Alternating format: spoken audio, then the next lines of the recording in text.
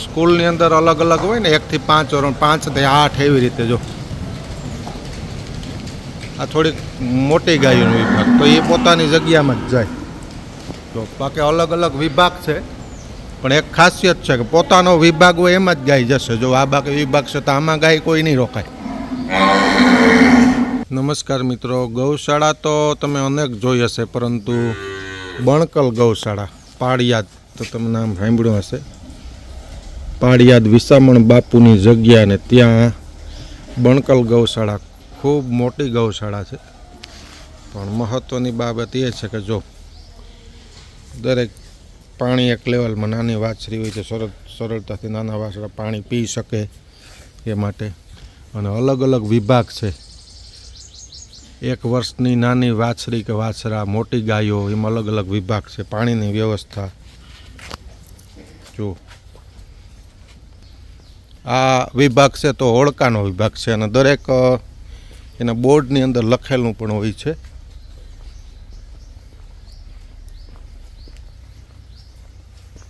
માની લો કે આ વિભાગ છે તો જો અહીં આપેલું જ છે. આ વાછડાનો વિભાગ છે તો વાછડાને વાછડી, તો જો એના ક્રમાંક, દૂધ આપતી ગાયો વગેરે બધી ડિટેલ આપેલી છે. જો પછી નંદીનો વિભાગ છે, જો કે ચરવા ગયા છે અમુક. આ બીજી ગાયોનો વિભાગ છે. આ દૂધ આપતી ગાયો છે મિત્રો, જો એનો અલગ વિભાગ છે.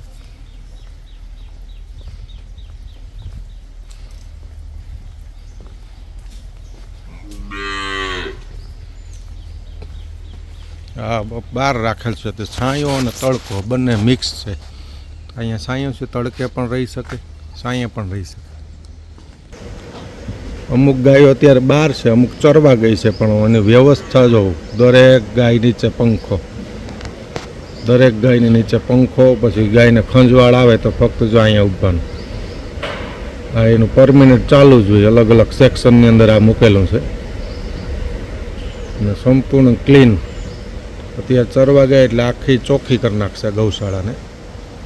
ખૂબ મોટો શેડ છે, જો ખૂબ મોટો શેડ.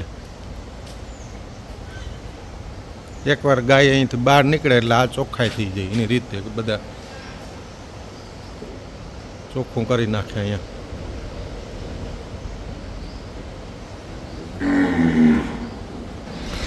આ શેડની અંદર પણ પાણી આપેલું, ગમે ત્યારે ગાય પાણી પી શકે. ટ્રેક્ટરથી આખી સફાઈ થાય ગૌશાળા.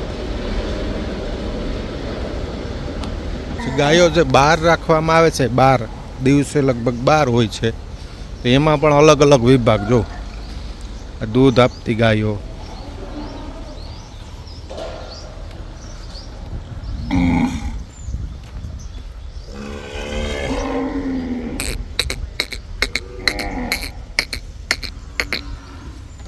દરેક ગાય જો સેન્સિટિવ છે. જો બધાની નજર એક સામે જ છે. જો ખીલા દરરોજ કોરા કરવા માટે પરમિનન્ટ અહીં ધૂળ આપી રાખેલી છે. દરરોજ ચોખ્ખી ધૂળ નાખી દેવામાં આવે દરેકના શેડ ઉપર. જો હવે અંદર લીધી છે ગાયને, એક સિસ્ટમ હોય.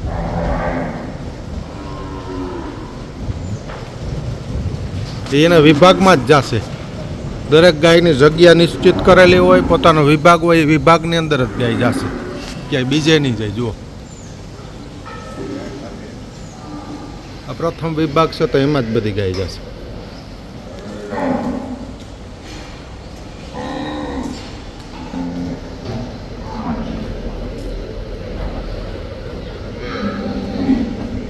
આ બીજો વિભાગ ખોલે છે. જો સ્કૂલની અંદર અલગ અલગ હોય ને 1 થી 5 ધોરણ, 5 થી 8 એવી રીતે. જો આ થોડીક મોટી ગાયોનો વિભાગ, તો એ પોતાની જગ્યામાં જ જાય.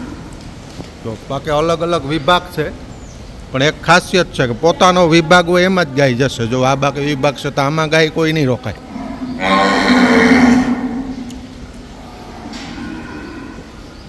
આ વિભાગની ગાયો આ વિભાગમાં જ રહેશે.